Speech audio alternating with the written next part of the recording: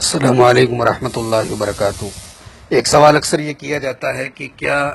تنہائی میں اگر آدمی غسل کر رہا ہے، جیسے آج کل ہمارے عام طور سے جو باتھ روم وغیرہ ہوتے ہیں تو پیک ہوتے ہیں، بند ہوتے ہیں، تو کیا ایسی جگہ جہاں آدمی کے اوپر کسی کی نظر نہ پڑے تو وہاں آدمی سارے کپڑے اتار کر کے ننگے ہو کر کے غسل کر سکتا ہے؟ تو دیکھیے، اس سلسلے میں صحیح بخاری کے اندر ایک حدیث ہے، حدیث نمبر ہے 3404۔ حضرت ابو ہریرہ کی حدیث ہے، اللہ کے رسول صلی اللہ علیہ وسلم فرماتے ہیں کہ حضرت موسیٰ علیہ السلام بڑے حیا والے اور بڑے پردہ کرنے والے تھے، اور ان کے جلد کو، ان کے چمڑے کو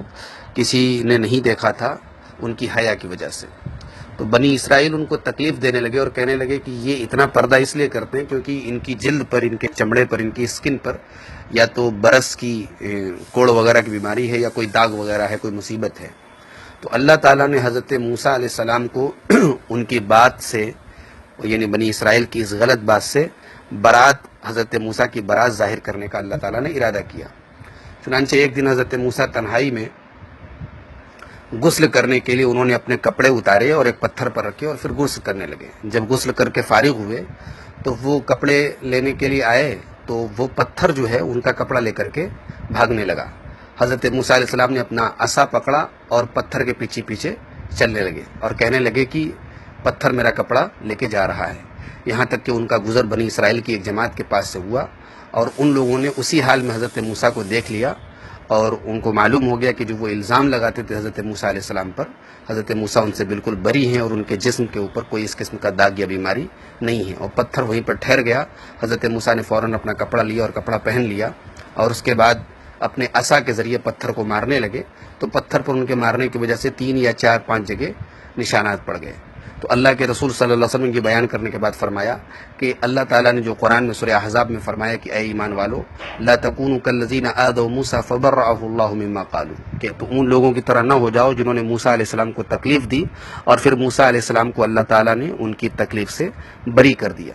تو یہ اسی آیت کی تفسیر میں اللہ کے رسول صلی اللہ علیہ وسلم نے یہ واقعہ بیان کیا۔ تو اس حدیث سے علماء نے یہ استدلال کیا ہے کہ اگر آدمی تنہائی میں کسی ایسی جگہ غسل کر رہا ہے جہاں کسی کی نظر نہیں پڑ رہی ہے تو وہاں وہ ضرورت پڑنے پر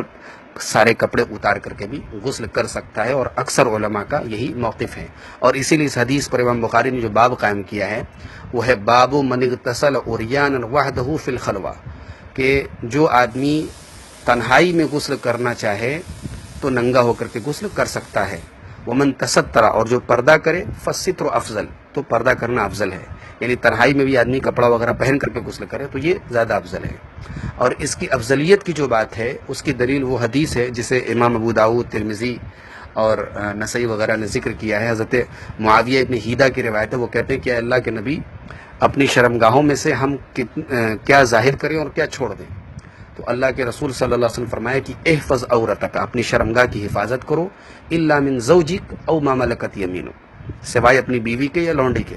تو انہوں نے کہا کہ اللہ کے رسول، اگر ہم میں سے کوئی آدمی تنہائی میں ہو، اکیلے میں ہو، تو کیا اس وقت اپنی شرمگاہ کو کھول سکتا ہے؟ تو آپ نے فرمایا اللہ احق ان یستحیی منہ من الناس،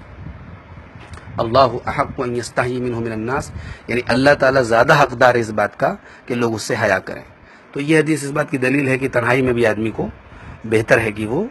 اپنے شرمگاہ کو پوری طریقے سے کھولے نہ، پوری طریقے سے ننگا نہ ہو۔ تو بہرحال ہمارے یہاں جو باتھ روم وغیرہ ہوتے ہیں جو بالکل سپریٹ ہوتے ہیں، الگ ہوتے ہیں، اور جس میں کسی کی نظر پڑنے کا اندیشہ نہیں ہوتا ہے، اس میں سارے کپڑے اتار کر کے غسل کیا جا سکتا ہے، کوئی حرج کی بات نہیں۔